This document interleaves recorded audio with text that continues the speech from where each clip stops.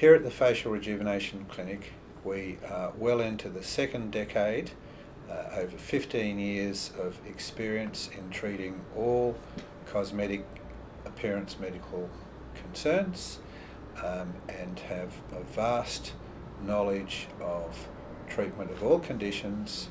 We've got extremely experienced clinicians and doctors who can give advice and manage treatments, and we've got all the commonly used and most advanced lasers and skin tightening and strengthening machines that are available. So we've specialised in modern state-of-the-art equipment, and we've put an enormous amount of effort into training and education of all our staff, from our clinical staff, our doctors and nurses, and even to our receptionists and telephonists, so they can offer and deliver an excellent standard of customer care and service.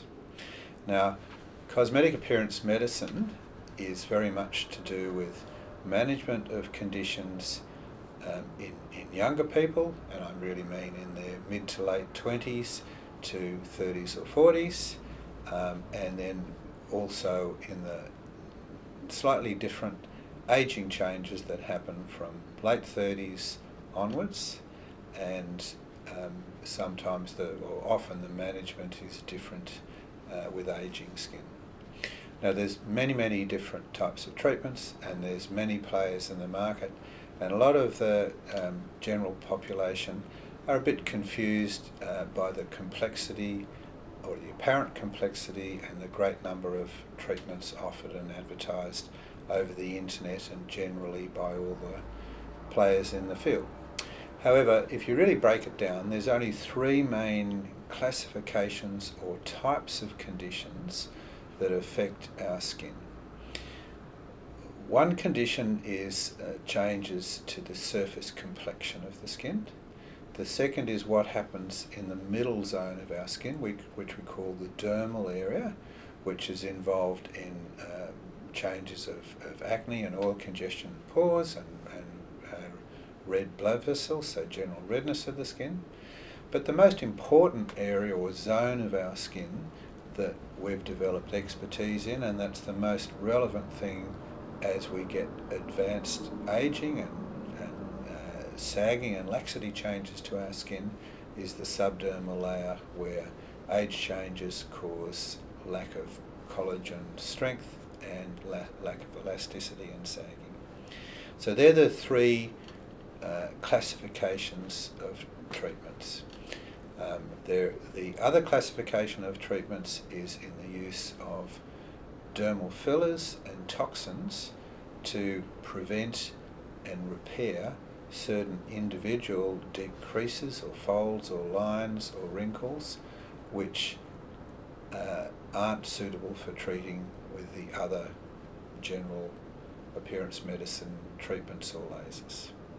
Of these three main zones or areas of our skin, by far the most important to most people, certainly from mid-30s and onwards as we age, is the changes that we can now make in our modern applications of making and strengthening the amount of collagen and structural support in the deeper areas.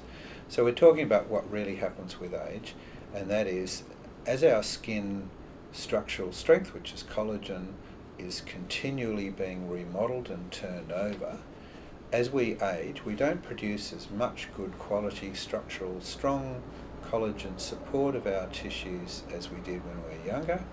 This remodeling happens constantly all the time, and as we age, the strength diminishes. So what happens is our skin loses its elasticity, it loses its strength, it loses its structural support, so we sag and we develop more fine lines and wrinkles, and we look older.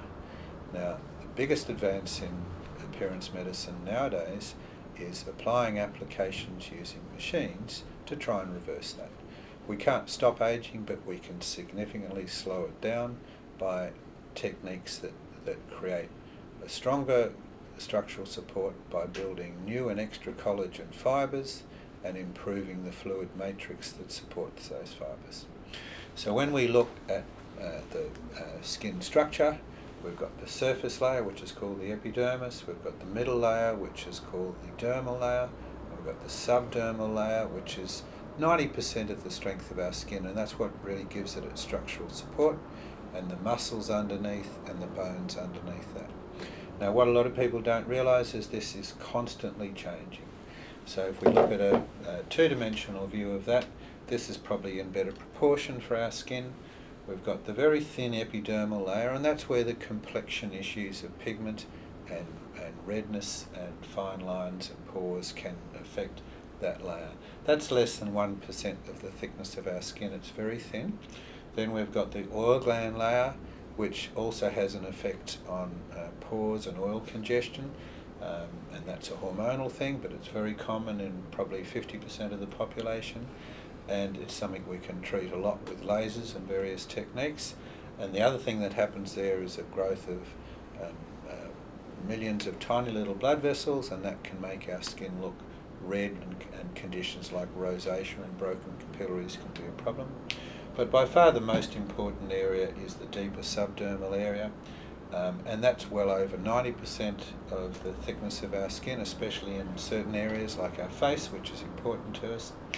And in fact 90% of that is semi-liquid. It's a fluid, but it's given its structure and strength and support by billions and billions and billions of tiny little protein strands of fibre that form a mesh or a network, or in fact that's the framework of our skin. Now we call those protein fibres collagen and elastin fibres, and they're made from cells that produce new fibres on a regular basis. So our skin tissue is constantly being rebuilt and remodelled and repaired. And we don't realise it because it happens without us being aware. It's subconscious, of course.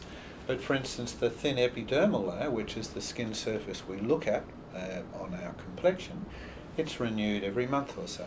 And we don't realise that. We've heard of the word exfoliation. But what it really means is that the basal constant stem cell area here is constantly producing cells, and they have a lifespan of about a month.